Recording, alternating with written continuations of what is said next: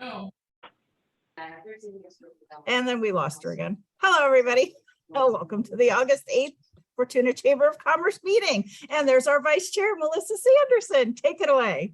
Hi, everyone. Welcome. Who's going to lead us in the flag salute today? Mike Losi, you want to do I it? can do that. All right, let's hit it. All right. Please join me in the flag salute. I pledge allegiance to the flag of the United States of America and to the republic for which it stands, under God, indivisible, with liberty and justice for all. Awesome. Thank you, Mike. All right, we got any new members today? Anybody got any announcements? I see a new face. We've got a new face. Hi, Montel. Would you like to introduce yourself? Yes, thank you so much. And thank you for hosting me here today. My name is Montel. I manage the Career Center at College of the Redwoods, and we're really trying to increase the connection between students and jobs and training, work-based learning opportunities while they're still in school so that it can create a smooth transition to employment once they've graduated. I know we're sort of emerging from some challenging times in terms of the workforce and people's ability to commit to work. So new times and new endeavors. I would love to be part of those. Great. Awesome. Yeah, we've got some good ideas cooking. We're working on some things, so we'll circle back with you and get you into it too. Yeah, awesome. Thank you for being here. Yeah, thank you. Everybody else, thank you. Okay, I guess I'll just jump into my announcements. Yes, yay. I know, it's so exciting. Okay. So we're excited for our August mixer coming up on the 17th at 5:30. That'll be with Hobson Humboldt, Went Construction, and River Lodge. It'll be at the River Lodge at 5:30. Come have some fun. That's the pre-kickoff, if you will, for their festival, which is the 27th, Saturday, the 27th. California has a new grant available for businesses that have or will have employees going out on a paid family leave occurring after June 1st of 2022. You can get more information at californiapfl.com. Redwoods Rural Health Center is having a patient appreciation event on Thursday, the 11th from noon to 2 at their Redway Dental Office. You can tour their new renovated dental office, which will reopen on Monday, August 15th for patients. The Responsible Beverage Service Training Act requires that anyone who serves alcohol, manages servers, delivers alcohol, takes orders, or checks IDs at a business that serves alcohol on site must have a responsible beverage server certification from ABC. This also applies to nonprofits that get a daily ABC license. Everyone has to be trained by August 31st, 2022. And you can get more information. This is a really long URL at abc.biz.abc.ca.gov. Or you can just look at our blog post on our website and you can get more information there. Also, another mandated thing coming up is sexual harassment avoidance training. We're going to offer that on September 20th at the Monday Club. These will be in person of 2 events.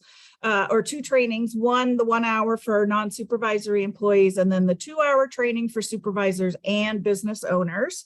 So check out our website, fortunachamber.com/training. Remember, this is training that you must do every 2 years or within 6 months of hiring somebody at your business. And then finally, next week, our Zoom program will be Leanne Green from the Humboldt Workforce Coalition. And we'll also have a special presentation by some kids who are getting ready to sell some animals at the fair. So we'll have them on for a few minutes too. So with that, I will turn it back to the audience for other announcements. Melissa, you want to take Hops? You talked about Hops and Humboldt. Does anyone else have any announcements? Ray, you unmuted yourself. I see you. Yeah, I'm in the lurks. Here we go. Kiwanis have 2 events coming up. September 17th, Quarter Mania. If you've never been to one, it's a lot of fun, and bring your quarters. We'll put out a flyer and also have it on the website. And then the Business Women's Luncheon is on October 20th. And that's generally, of course, at lunchtime. And you'll get more information about that, but might want to flag your calendar on those two events, September 17th and October 20th. Awesome. Thanks, Ray. Anybody else? Ray, who's the sponsor on the Quarter Mania? You might as well get some advertisement. I don't have, we have like well over 100 gifts. I don't know who all the sponsors are yet. I'll have to check with my wife. I can really read them all out once I get it if you want me to, but we sure do appreciate the sponsorship in town. It's primarily in town, local merchants. It moves very quickly, and it's kind of like bingo in some ways. We just bring up a prize and quarter it off. And this is put on by Oh, that's what he Kiwanis? meant. Yeah, it's put on by the Kiwanis. There we go. That's what he was getting at. I Oh, think. I'm sorry. I'm sorry. Gotta I thought plug you wanted me to your read off all the service sponsors. club. Yeah, quarter crazes are super fun if you've never gone. It's a super fun way to potentially get some really great prizes for a quarter. Okay, anybody else? Or we shall turn it over to Mr. Robinson from Edward Jones. He's gonna tell us about the 4 pillars of retirement. All right, take it away, Fred. Yeah. Let me see what I'm trying to do here. Yeah, go to your green share button. I had to move my screens around, so it's messing me up. There you go. All right, does that work? Yeah, just can you make it full screen somehow? No. Can, but then it doesn't scroll very well. Oh, because it's a PDF. Yeah, it's easier Okay, to just leave we it can this see way. it. I mean, yeah, we can see it. If anybody can't, just put it in the chat. All right, go for it, Fred. Okay, so welcome and thank you for being here. As Renee said, my name's Fred Robinson, and I'm a financial advisor with Edward Jones here in Fortuna. And so I've been part of the community for over a decade now, and just love to be involved with everything. I became a financial advisor because I have a passion for investing and more so for planning and working with individual clients. And so this allows me an opportunity to help them achieve their goals. So with that, the discussion today centers around how retirement is changing and what everyone needs to know in order to get ready. How do we know retirement's changing? Well, this past year, Edward Jones partnered with AgeWave on a study which included more than 9,000 people in the US and Canada from 5 different generations. Our questions focused on retirement and how opinions about it are changing. Our goal was to better understand what it takes to live well in retirement, in addition to learning more about the hopes, dreams, and desires of our clients, but also investors in general. And so you'll find some more detailed review of our methodology kind of as we go through this a little bit, but we really learned a lot and it kind of opened some eyes. And so I'm happy to share that with you. Oh, let me managing 2 screens, so bear with me for a second. So in our survey, we asked people, how would you define retirement?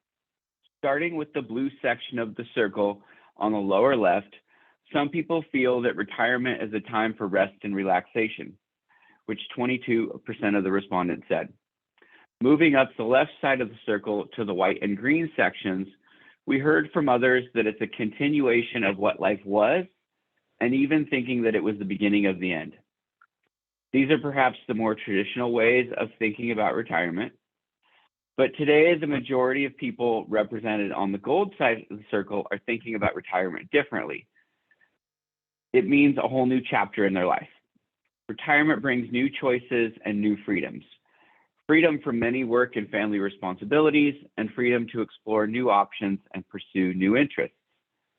There are several reasons behind this new definition, such as increasing lifespan, new technologies, among others.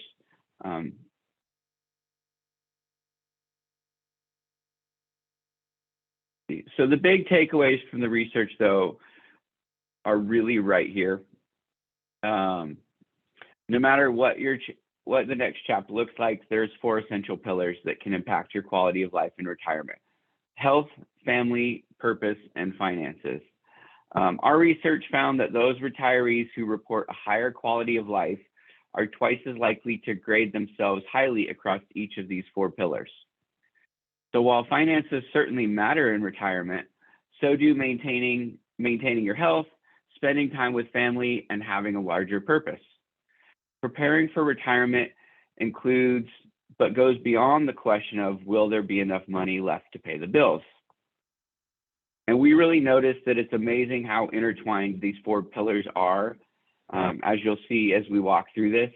But achieving your ideal retirement requires thought and action about each of them.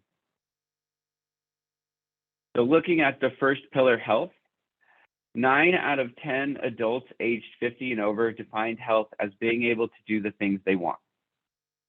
Simple as that. And here's what is really interesting. Nearly all retirees, 96%, said that in order to live well in retirement, health is more important than wealth. But health and wealth are inherently connected. People with financial resources can invest more in their health, while those in poor health have a harder time enjoying what their money can buy. When we talk in retirement, we mean both physical health and mental health. We looked at how people rated their health across these generations. Here on the left side of the screen, you'll see that physical health clearly declines as we age, no surprise. But on the other hand, mental health rises as we age. We keep this in mind because it speaks to the importance of the purpose pillar later on. The next thing, which in this day and age can't be forgot, is the increase in mental health is further emphasized when we consider the effects of COVID. We asked respondents if they had suffered mental health declines in the pandemic, and this chart really speaks for itself. It seems that older Americans, represented at the far right of the graph, were far less mentally impacted by COVID and recognized the value of a long-term view. Their life experiences have fostered the strength and confidence to see that we can weather the storms that come our way. Maybe not so much for Gen Z. And here was the real surprise, and it's something that we're highlighting in our ongoing work with the Alzheimer's Association. We asked retirees what illness, disease, or condition most frightened them. Since we asked these questions in the middle of the pandemic, we expected it to be COVID, but that was not correct. People are far more worried about losing their memories and their ability to think and relate with dignity than they are about COVID-19, stroke, or a heart attack. This reveals to us what retirees value the most, and it aligns with some of the questions we'll get into in a couple of minutes. But I thought this was a really telling slide.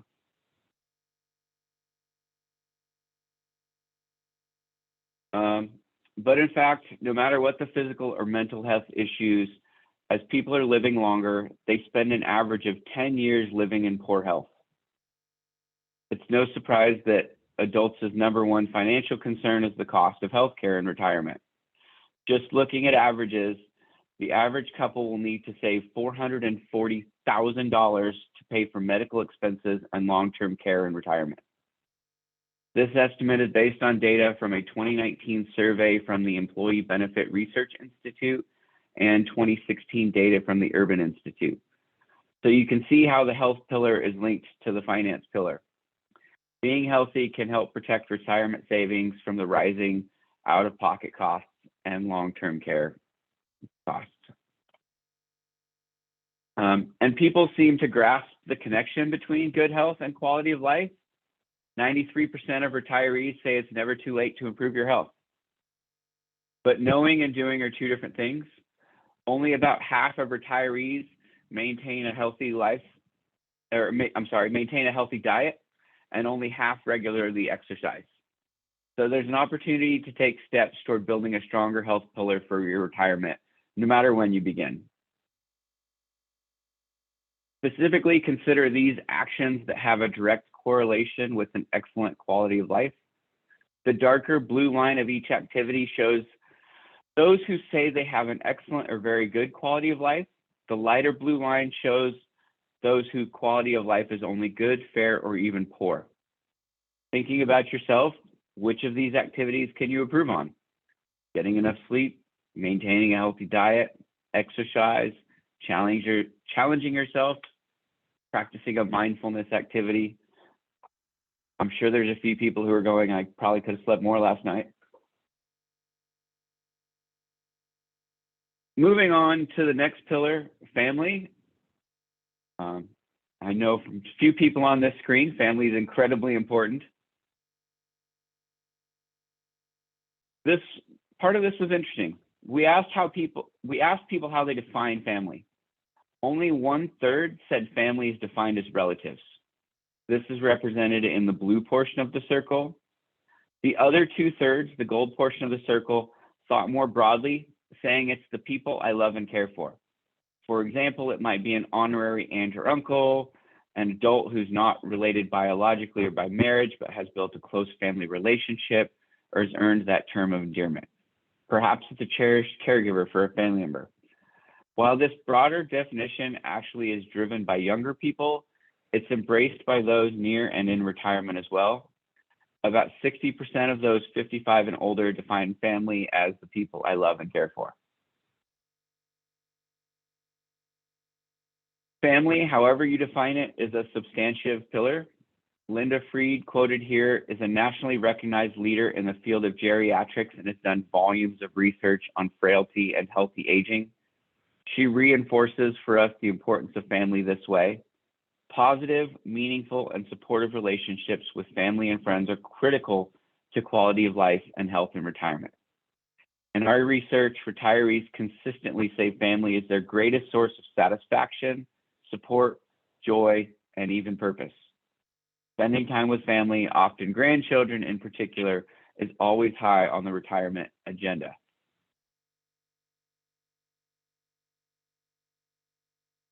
Most retirees will rally in support of family members no matter the cost.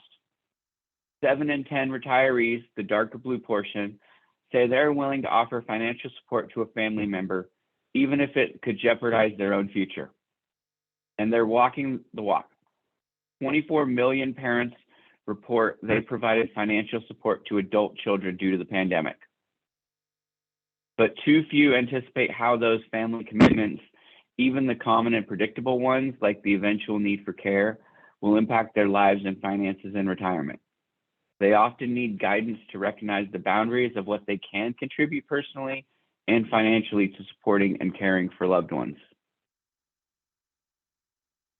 So while retirees are eager to help others, they might do some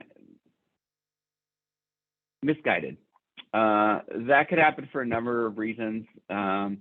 Outliving their expenses or expecting Social Security to pay for more than it does, or from unexpected medical expenses. If you remember what we discussed in the health pillar, that's a big one that both retirees and pre-retirees fear. These are the things you'll want to explore now so you don't come up against surprises that could derail your ideal retirement later on. If there's a silver lining to the COVID pandemic, it's this. 67% of Americans say that the pandemic has brought their family closer together. Despite the social distancing and the quarantines, people have found a way to see and spend time with those who are most important to them. I don't know about everyone else here, but I can say that's definitely true for my family as well. Another bright spot, the pandemic has prompted millions of people to make the important end-of-life discussions with their families, discussions that can make a difference in whether or not their wishes are fulfilled to the letter. So just estate planning, huge piece of that. The next pillar is purpose.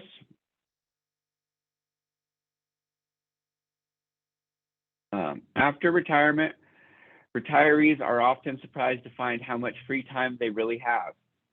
This graph shows free time from younger generations on the left progressing to older generations on the right. We call this time affluence. Think about all the time you spent at work, 8 hours a day, 5 days a week, 50 or so weeks a year.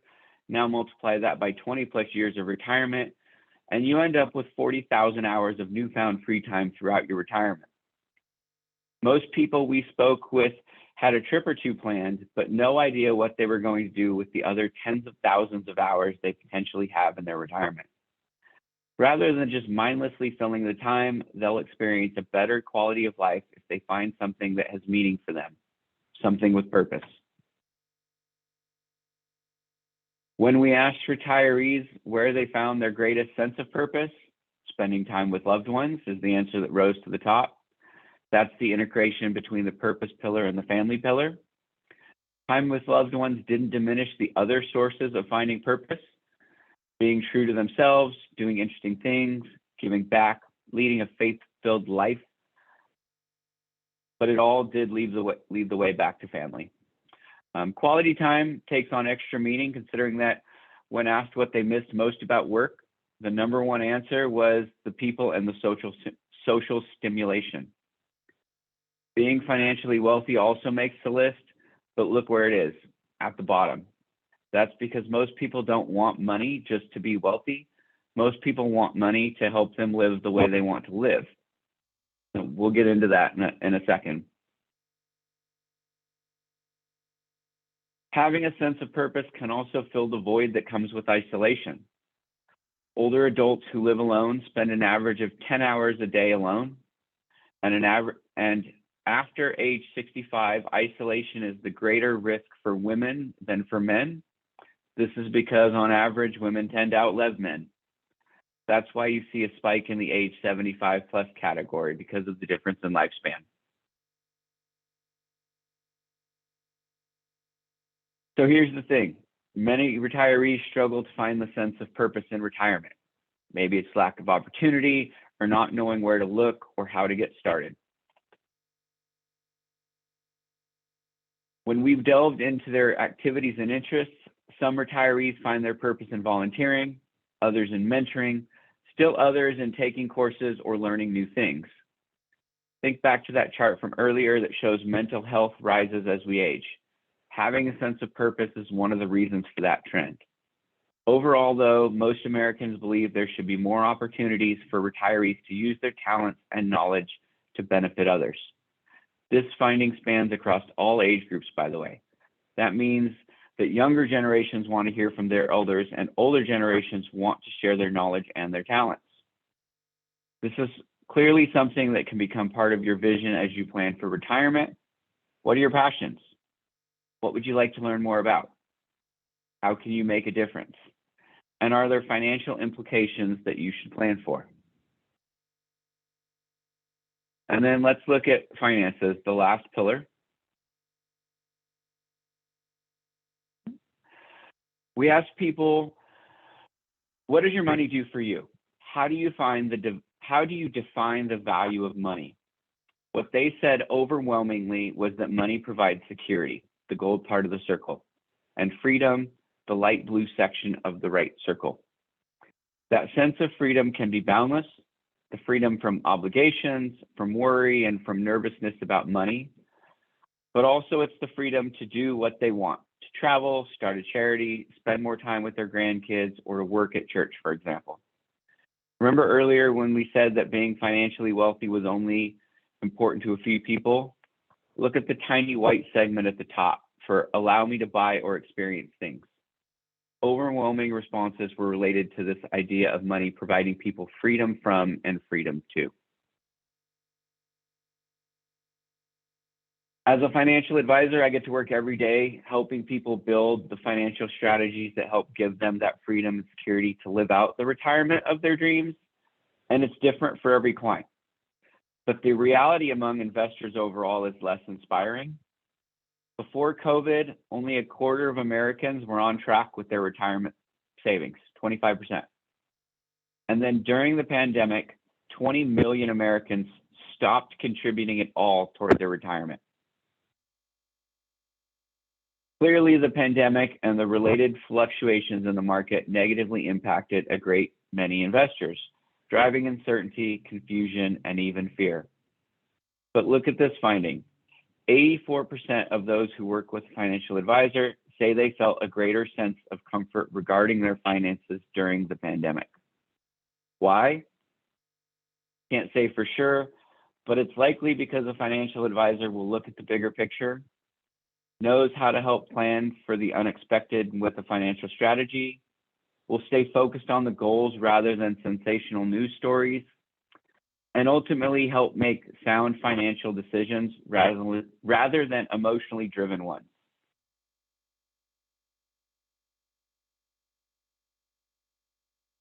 I missed that slide. There you go. So as you think toward your own retirement goals, what are some of those financial behaviors that correlate with a better quality of life? And which of these might you want to prioritize for yourself? In this graph, the dark blue lines show respondents who demonstrate excellent or very good financial behaviors. The lighter blue line is those behaviors that are good, fair, or poor. The number one financial factor related to an excellent quality of life in retirement is carrying little or no debt.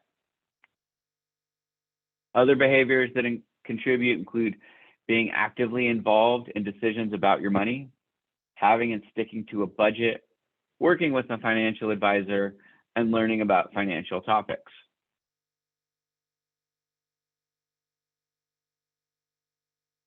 We've talked about a lot today, and I hope you use today's presentation as a living planning document for yourself.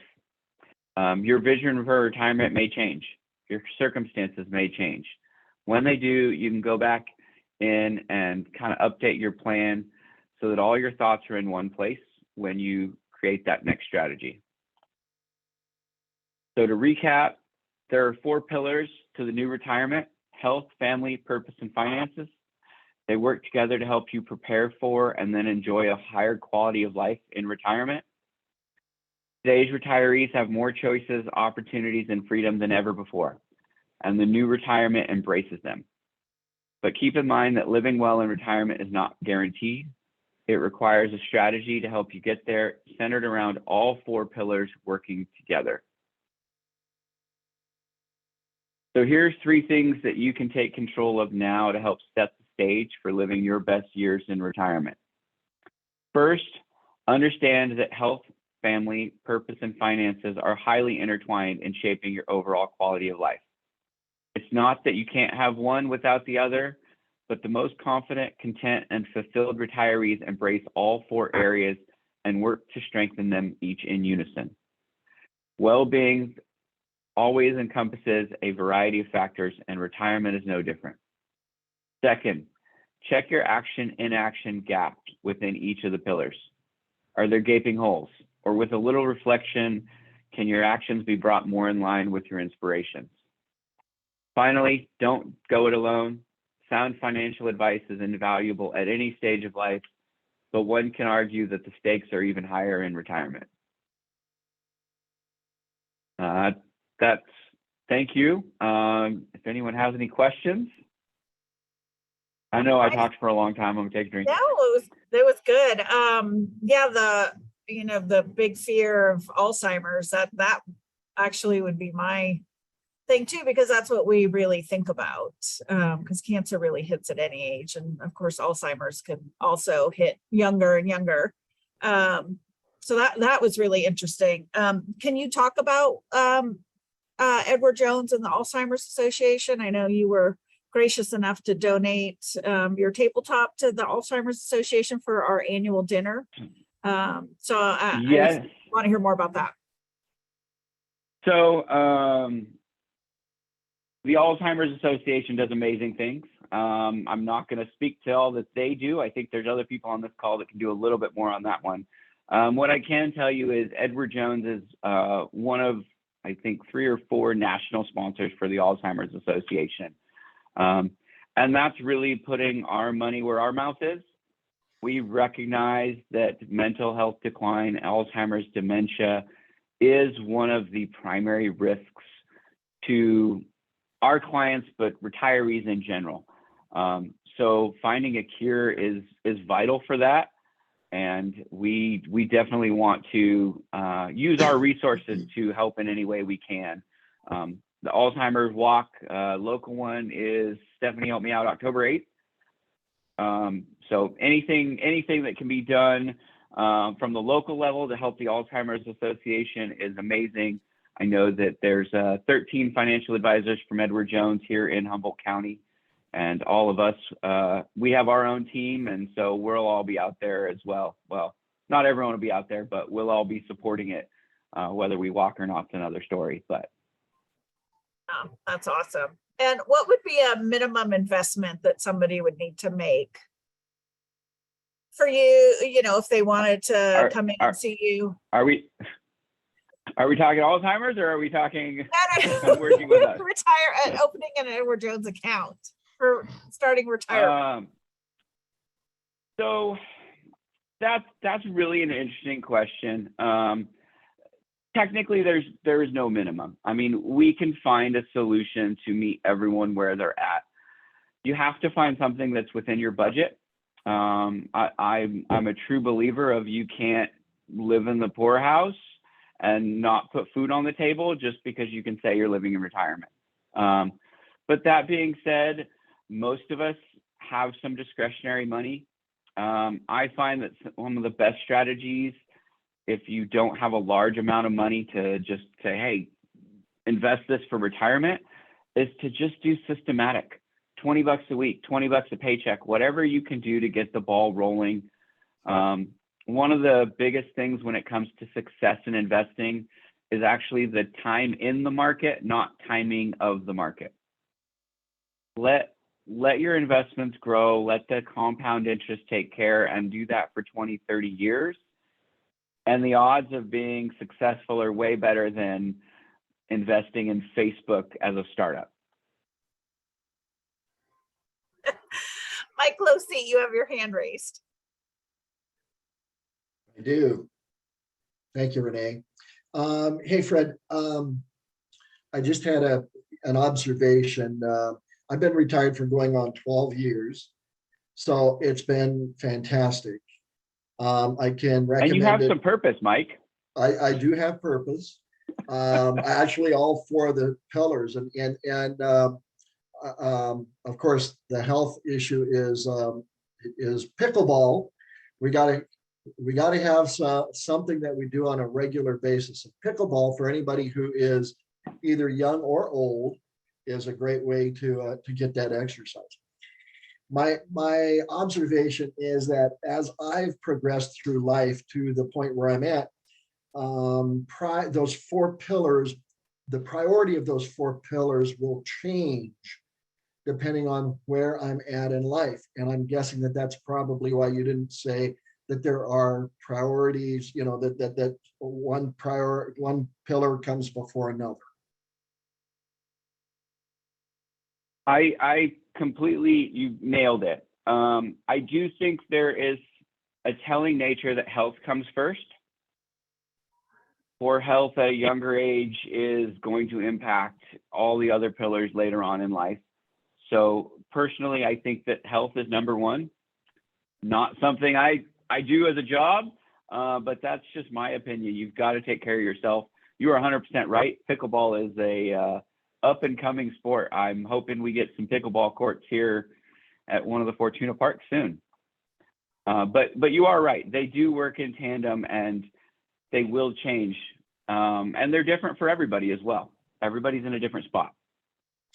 Right. And I think as a young person, thinking back in my life, I had less concern about my health when I was in my 20s, 30s, and even 40s, than I did as through the rest of my life as a young person with a family, finances, of course.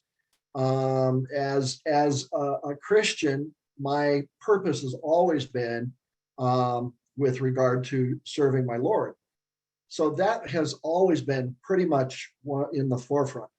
But as I say, that does through your life change somewhat from one pillar to the other, to where, now as I listen to you, other than purpose, they're all very, very they're all pretty much on the same level, I think, other than purpose, like I said. But anyway, that's just an observation.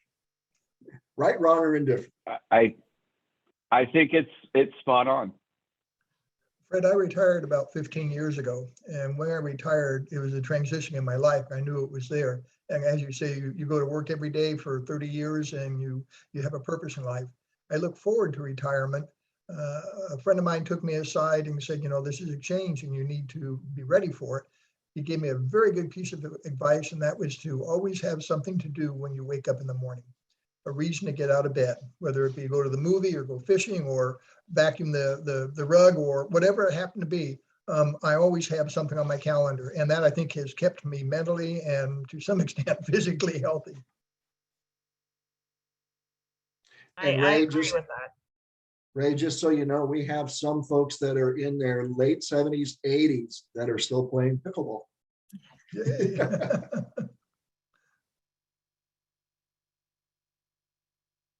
All right. Any other comments, questions for Fred before we head out? Stephanie, were you able to find out what the date of the walk? Fred put you on the spot. Now I'm putting you on the spot. It is October 8th. Oh, sorry. Sorry, we had a little feedback there. Okay, great. Awesome. Thanks, everybody.